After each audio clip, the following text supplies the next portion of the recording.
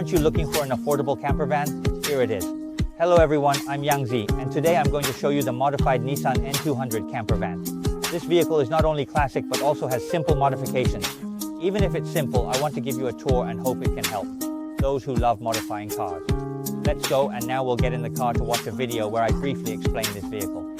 This car is truly classic and it has an automatic transmission. The front of the vehicle remains unchanged from the original, and the modifications on this car are super simple. Now let's get straight to the point and look at the entire top, which has been completely covered with BMW fabric, giving it a fresh new look. Next, we will examine the entire floor of the vehicle. We have replaced it with a special floor for RVs that is waterproof and wear resistant. Due to the limited length at the back of the vehicle, we installed 2 tracks under the second row seats to facilitate converting the middle area into a bench seat mode, allowing the seat to slide all the way forward, which increases the space in the middle of the vehicle. It is a 7-seat model, so after the modifications, the number of seats in the vehicle still remains the same as the original. We just replaced all the seats. Nice!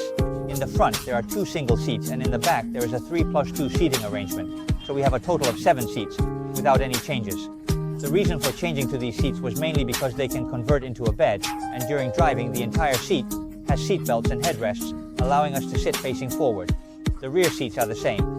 Now this seat has 3 modes that can be extended, including our booth seating mode. Now let me demonstrate how to convert it into a bed. You just need to press this button.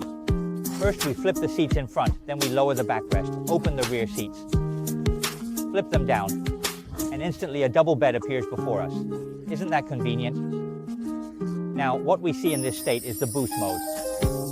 The reason we need to add a recline to the 3-person seat in front is that the floor track allows the entire seat to slide all the way forward, which increases the width in the middle. In this expanded space, if we want to eat or chat, we can simply set up the table. It's a quick release. Just place the tabletop on it. Instantly turning into a dining table. Isn't it perfect for eating and working? How simple does this feel? Just like that, a simple camper van is presented before us, and the electrical system hasn't been modified at all. We just need to install an outdoor mobile power source later. It's that simple. It can take you to poetry and distant places. What are you still hesitating about? If you like it, remember to give it a thumbs up. Thank you.